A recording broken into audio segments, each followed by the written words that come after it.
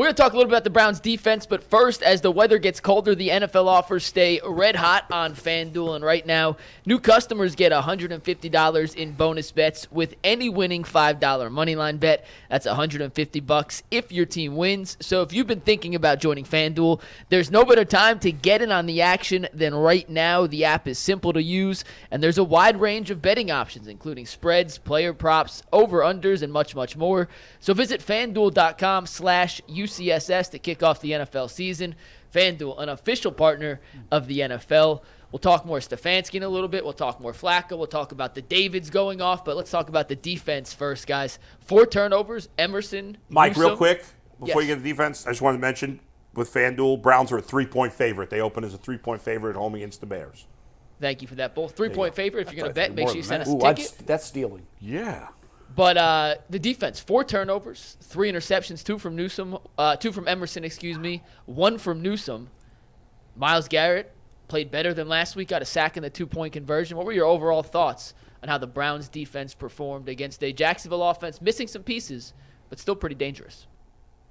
Solid. Again, too many points allowed, but all of them obviously weren't on the defense. I was a little disappointed that when Jacksonville needed that last score, I wasn't ready to say this game was over. I don't know if you guys were, because I've seen that movie played out before. Oh, no, I said the fans, our fans on the text were going nuts because I said, that's it, game over. They said, you can't say that. I said, yes, I can. I felt like this it was game over. Over. Yeah, you can't say that because we did. Just last year. We were right. Yeah, and just last year everybody said game over and it wasn't. It's still the Browns. No, you know that.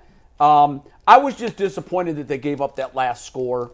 I wanted them to just make it simple. Just do what they did the previous possession and force them to give the ball away. I thought that was a bad pass interference call. That kind of set them up on the goal line. Terrible. The Browns played very soft on that last possession.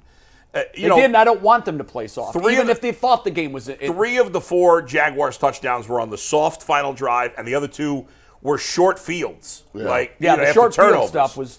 I thought overall, despite, if you just saw the score, you'd say, the defense didn't play very well. I actually thought the defense played very well. I thought despite the defense played score. And in the end, and I'm glad we've gotten to this point, because for so many years, the Browns were so bad that none of this mattered.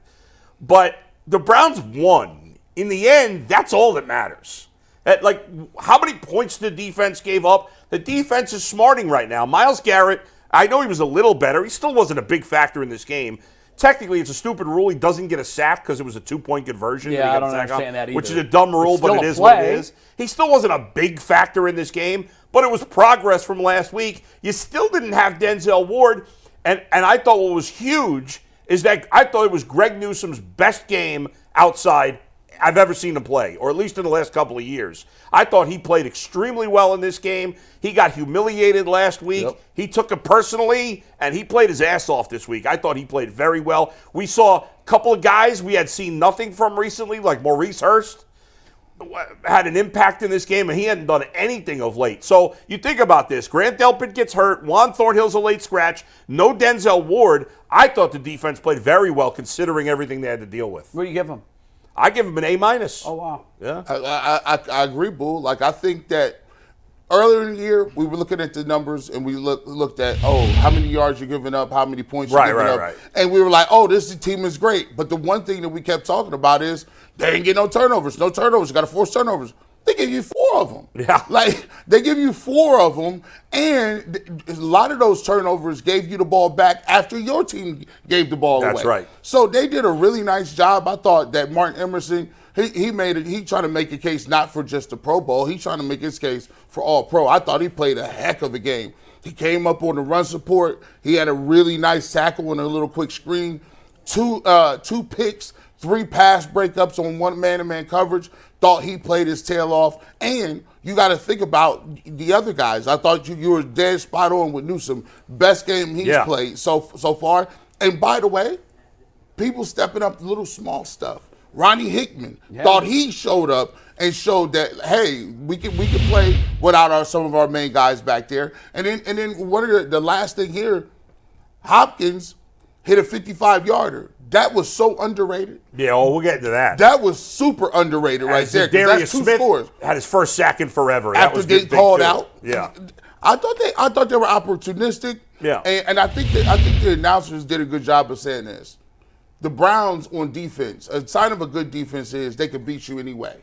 They can beat you with interceptions. They can beat you with sacks. They can beat you with stopping the run. They can beat you with stopping the pass. They just beat them basically because they had way too many turnovers, and that's a sign of a good team that can play different And you're ways. facing a really good quarterback. I know he wasn't 100%. Like, you can't.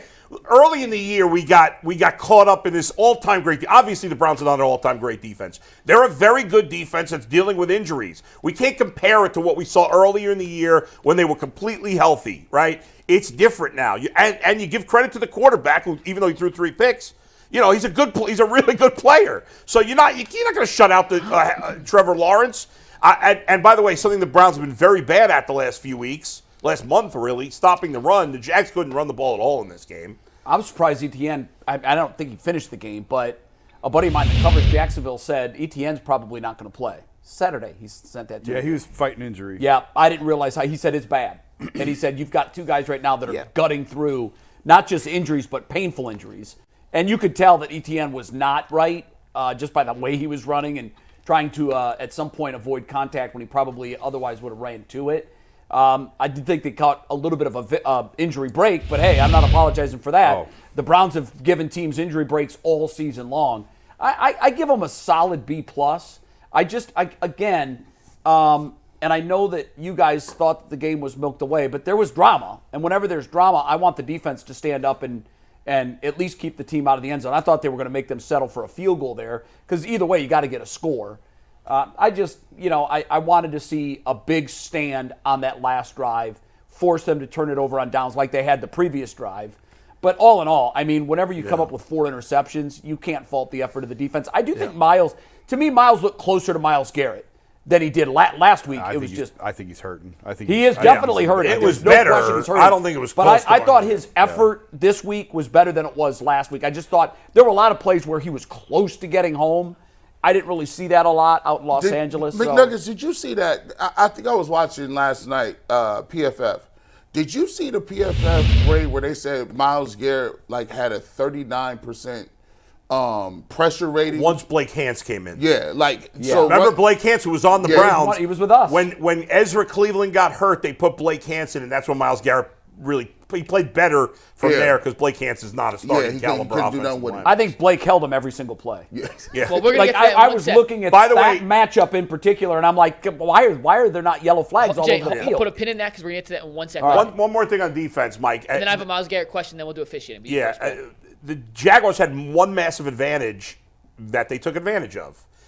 Evan Ingram's an excellent tight end. The Browns had their safeties out, right? Yep. And so he was able to take it. You can't backup safeties on Evan Ingram is a tough matchup, and he took advantage of that, and they were able to do that. He had a monster game. But besides that, I mean, nobody else on Jacksonville besides Ingram had a great game. No, a couple things on the defense. One, I texted this with our subscribers. I thought it was a major tell on 3rd and inches from their own 15. They took the deep shot. That's when Newsome had the pick. Yeah. Because they knew we can't move the ball on this. That's why I thought the defense was playing well. They got they got the scores on the short fields, but otherwise, until late in the game, Jacksonville, to me, didn't feel like they could move the ball on the Browns, which is why they took that ridiculous deep shot. Yeah. 3rd and inches. And you can't go for it on 4th down when you're on your own 15. Nope. If you don't get it there, you have to punt. And yet they still took that massive deep shot. And for the Browns defense to respond the way, we all thought, I had Denzel Ward as my most important player. We all thought Denzel was going to play. Yeah. And then Denzel again is inactive.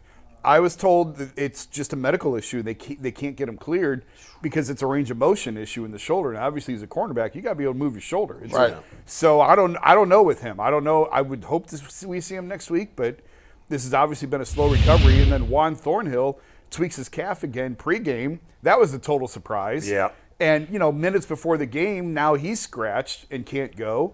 And yet they continue to pivot and they continue to adjust. So just a terrific job by the defense. Yeah. No matter who's out there, they keep finding ways to get it done. Good news next week, the Bears are not much of a passing team. Yeah. But they do have DJ Moore, who's good. Well, but to your point that the teams that have hurt the Browns this year With the running have been the quarterbacks. teams with the running quarterbacks. Yeah. Obviously, that didn't happen yesterday because he wasn't able to run. But typically, the running quarterbacks have given the Brown fits. And, let's just hope that you can't lose to the Bears.